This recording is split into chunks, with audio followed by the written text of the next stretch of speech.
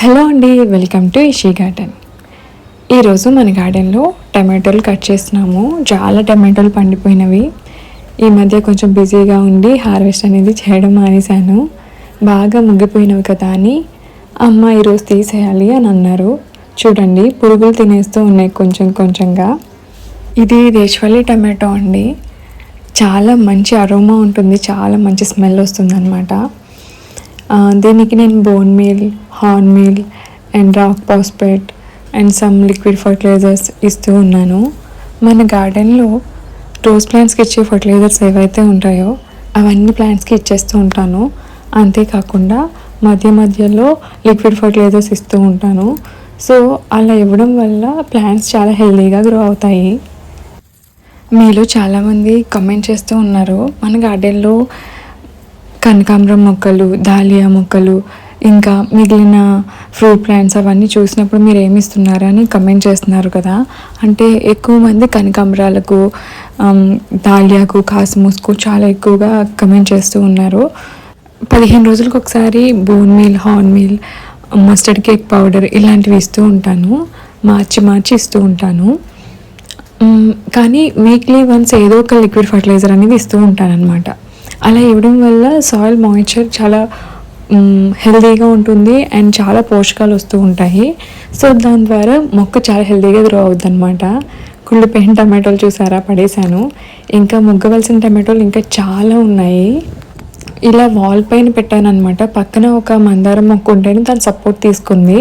ఇవన్నీ ఒక ప్లాంట్ నుంచి వచ్చిన టమాటోలు అనమాట. ఇది హైబ్రిడ్ అనమాట. చూడండి ఎంత బాగున్నాయో టమాటోలు. దీని తర్వాత స్పూన్ టమాటోలు కూడా తీసుకున్నాను. స్పూన్ టమాటోస్ ఏమో సలాడ్లోకి బాగుంటాయి కదా అని తీసుకున్నాను. ఇవి కట్ చేస్తూ ఉండి ఆ బాస్కెట్లో వేస్తుంటే ఆ బాస్కెట్కి ఉన్న హోల్స్ నుంచి కిందకు వచ్చేసేవి. నేను చూసుకోలేదు, వీడియో అయిపోయిన తర్వాత చూసాను అనమాట. ఇంకొక టమాటో ప్లాంట్ ఉంది, అది దేశవాళీయే.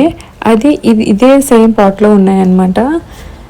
పాట్ కాదు, గ్రో బ్యాగ్ అండి. చూడండి, మీకు చూపిస్తాను. ఇది తీయడానికి వీలుగా లేదు.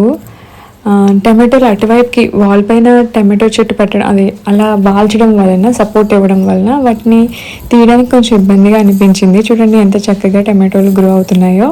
సో వాటిని మెల్లగా ఏదోలా తీసాను.